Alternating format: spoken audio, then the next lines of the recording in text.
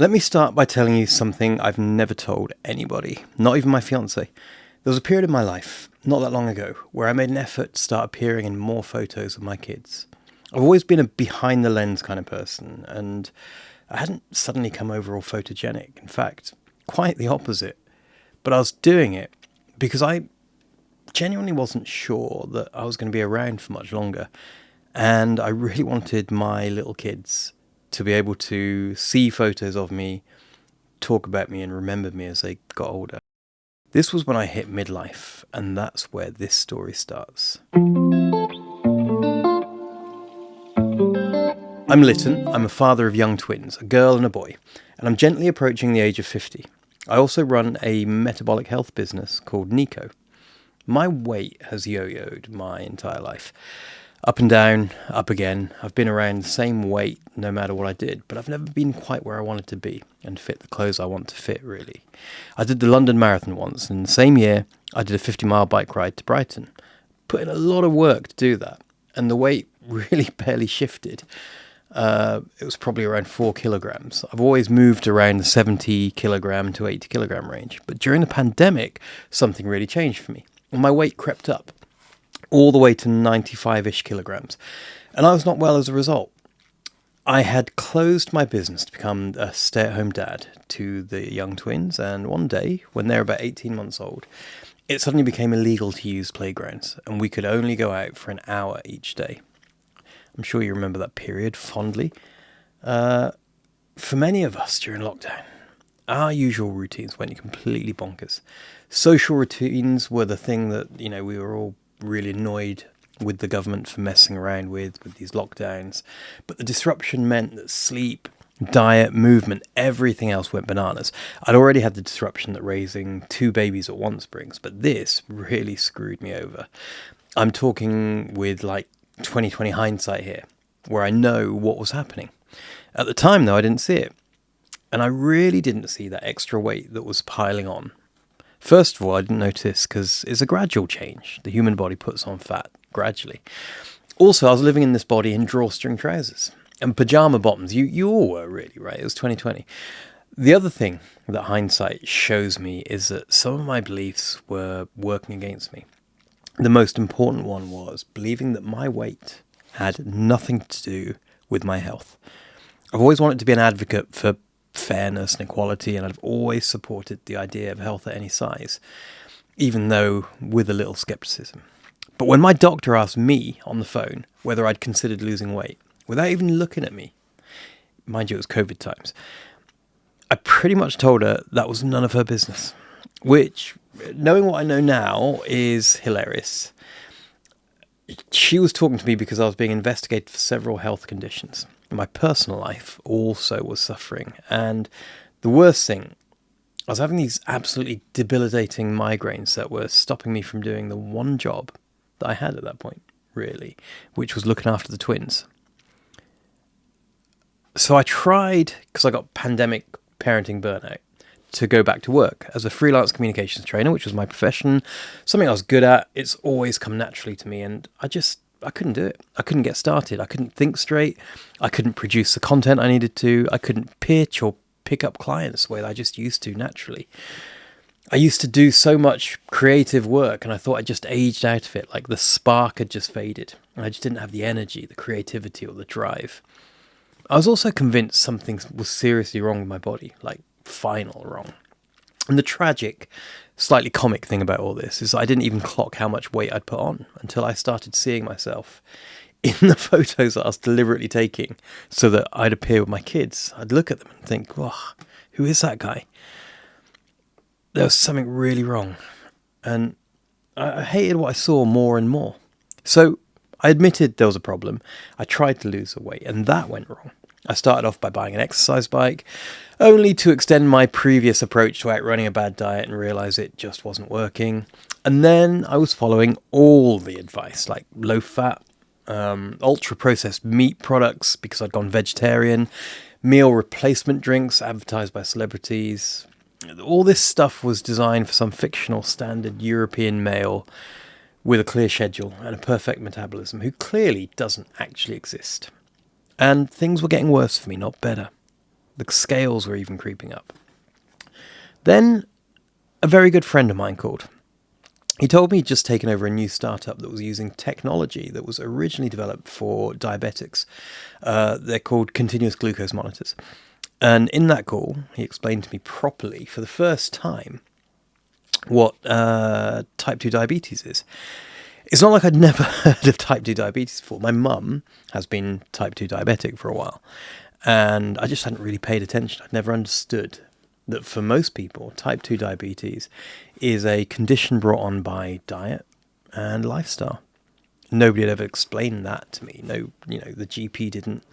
I haven't seen any health campaigns educating me about this. And I'm sat there thinking, oh, crap, that's me. Mum's type 2 diabetic. That is the road I'm on. Around the same time, a friend who is married to a nutritionist introduced me to the concept of glycemic index. It's the idea that if you stop constantly spiking your blood glucose, you can reduce inflammation and you will start losing weight. He had lost a fair amount of weight when I saw him through just using that approach. By the way, that nutritionist is now a formal advisor to my company, Nico, which tells you something. The real turning point for me, though, was not following GI because I couldn't understand it. What happened is I was offered a job at that metabolic health company that I talked about. And it was a marketing job, but with it came access to something really extraordinary. The tech, the data, an expert who understood what was going on with blood glucose, and a community of lots of people going through a real transformation. Now, I lost 25 kilograms at the time, over 5 months, which was amazing. But what was brilliant was seeing the details of complete strangers who are losing twice that and reversing pre-diabetes or putting their type 2 diabetes into remission. And that's how I learned that type 2 diabetes was a reversible condition. All reversed through gradual lifestyle and diet changes based on what those continuous glucose monitors were telling those people. That was also paired with some judgmental feedback from analysts who were judging every meal that those people logged. I spent 4 years in that weight loss world. Now, throughout my career as a PR and marketer, I've always been obsessed with psychology, particularly that of influence and decision making. I actually, when I went to this job, I took some advice from a guy I met called Oliver Sweet years ago. He's an anthropologist, and he appears in one of the episodes. I learned about ethnography, which is his practice, and it was a revelation after years of studying marketing psychology. Oliver worked for a company called Ipsos Mori, and he told me about how his company, his people would just move into people's houses and study their lives and culture to help organizations like companies better understand the real people they're trying to sell to. And this actually helped food companies make millions of dollars. It helped governments save lives. It was all about getting behind what the book said about why one person may or may not do something, and actually understanding what was really happening by empathizing with them in their real world settings. So the minute I turned up at my metabolic health job, I felt I had to try that approach. And that is what started the chain of events that has led me to starting my own company and this podcast. I work directly with people trying to change their metabolic health for one reason or another. Most of them were trying to lose weight, because that's what the company I worked for did. I spent hours with real people trying to work out what motivated them and what constrained them, what confounded their weight loss when they were trying to lose weight. Hundreds of long conversations over hours and hours. I met people's families. I went to their homes. I listened to people describe what had gone wrong for them. I watched how they made choices. I learned what happened when they were starting to get it right. And what I kept seeing over and over again was the standard advice that you get has completely failed so many people for years. Eat less, move more. That advice didn't work when they were young. And then as they were getting older, it certainly wasn't working, and they couldn't work out what was different. And then they started doing something that changed everything, because they stopped relying on willpower and started to use data from their own bodies. And I'm still in touch with a lot of these people, like John. John, when he first started, he was losing weight using a continuous glucose monitor. But he told me that the weight wasn't really his goal. His father had died early, and John had a stroke at some point, which led him to a life-changing decision. He retired early because he decided that he needed to enjoy whatever time would be left, because he was resigned to an early death. But then that changed when he put that glucose monitor on and realised what he could do by changing his habits. He lost the weight, but he says that he's got more energy than ever. What's really brilliant, though, is that he stopped planning for that shortened lifespan. So yes, he's retired, but he's planning for a long, exciting retirement, which he's now living. John is a living example of what happens when you stop blaming the person and you start giving them the right information so they can thrive in a system stacked against their health, which we all are. You'll meet John in another episode. Now, you probably already can guess that the weight loss industry is not a lovely place to be. Most of it, nearly all of it, is built on guilt and shame. Buy this, follow that plan, stick to these rules that we've made up for you. And when the thing doesn't work, and it won't bloody work for long, the implicit message is that it's your fault. You didn't stick to it. You didn't adhere to it enough. You didn't try hard enough or have the willpower necessary or the discipline. And then there's the other side of the weight loss industry, which sounds progressive and says the right things about willpower not being the issue. But this is the side funded by drug companies and people that want to operate on you. It's the movement to frame obesity as a chronic disease. The solution, it has to be a chargeable, lifelong support, which is better than lifestyle changes, but it has to be a business. If it's not seen that way, governments aren't going to pay the bills and insurers aren't going to foot the bills either. So it's either you're not trying hard enough and just need to do more, or you're broken and the best you can hope for is lifelong management supported by loads of your dollars or pounds, whatever. Neither of those views is good enough for me, and that's because neither of them is true. Interviewing so many people over the last few years taught me that most of them who were trying to lose weight didn't care as much about weight as they cared about the other things that getting control of their weight would actually give them, including things that back then surprised me. They were looking at things like, I want to think better. They were thinking about how to perform in a high-stakes meeting or how they show up for the people who need them every day. All of that actually can trace back to your metabolism, and that's something that we're simply not taught. So the reason I've started the Metabolic Movement podcast is to inspire people to stop looking for hacks and to start getting the basics right, the things that are in our control every day. To stop looking for the supplement that's going to change everything, or the latest diet, drug, or fancy machine or workout. Building on this broken foundation will just get you back to exactly where you started, or worse.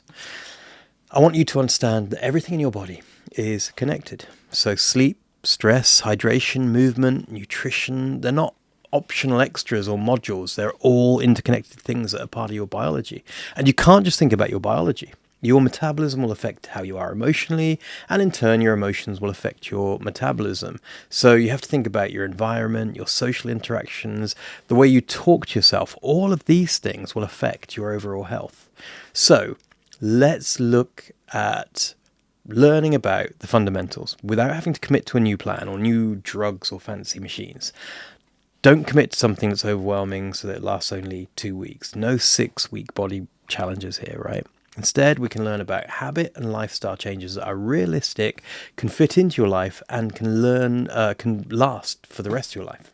I also want to talk about midlife for a second, because that's who I think I'm talking to.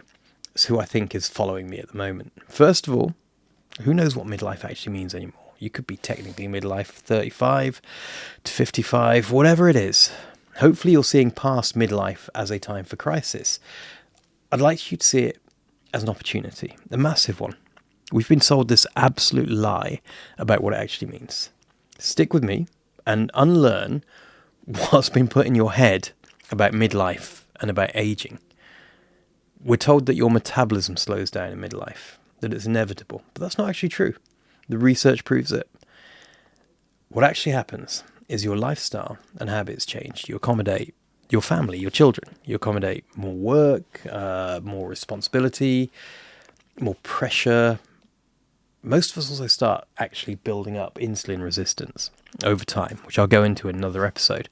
Depends on genetics and how you treat your body and your metabolism over time. But in midlife, you're working with something much bigger, the natural onset of muscle loss, sarcopenia, which starts in your 30s. From then, you're losing 3 to 8% of your muscle naturally per decade, and that will change your metabolism. So these things are real, but they're not fixed. They're not inevitable. And midlife is a bloody good time to start because it's time to do something about it and you have the opportunity. You're old and wise enough to know a few things, and you've been around long enough to have friends and family get ill or die from illnesses that should never have stolen their lives. And you are long enough in the tooth to worry now and again about how soon you will pop your clogs, right? If you invest in things like building muscle now, building muscle in your 40s, 50s, 60s, even your 70s, that is making a long-term investment in your future self. That's what I want you to do. The science is really clear. You can still build meaningful muscle even up to your 90s. The work you do now compounds, whether it's muscle or something else. The person you're protecting now is the version of you at 85 who doesn't live in constant fear of a fall. And for women specifically, the perimenopause and menopause transition, it's not the beginning of the end. It's evolutionary biology actually suggests that menopause may have emerged precisely because older women were absolutely critical to the survival of the next generation. They helped bring up the babies of their babies. So you're not declining at menopause. You're entering a phase that requires a completely different understanding of your body. And that understanding is available to you. And I hope that we can make it simpler and explore that together. So midlife is where my company and community, Nico, live. And it's not just because that's where I am in life. I mean, it might be I've started a bloody podcast, which is a modern day midlife crisis, right?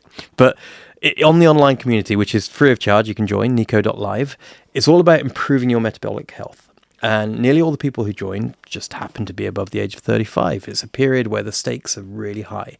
And standard advice and tactics that you used to use when you were younger just seem to fall apart completely. I know what it feels like to look at a photo of yourself and not recognize the person looking back. And I know what it feels like to be scared and to feel dumb for not knowing what, you feel like you should have been told years ago as well. And kind of feel like your body is a problem that you just can't unlock and solve. I also know what it feels like when that changes for the better. So when you understand that you're not necessarily destined to ill health, or whatever fate you thought that your parents' genes were handing you, you probably can actually have more control than you think over your health. That's what really changed for me. You're likely to be over or under-informed because of the way that social media and experts are. Information is something you can actually do something about, but the information action gap is massive, and that's what the metabolic movement is for. To show you what's possible and to give you the tools to get there. I'm Lytton. Thanks for listening. I'll see you soon.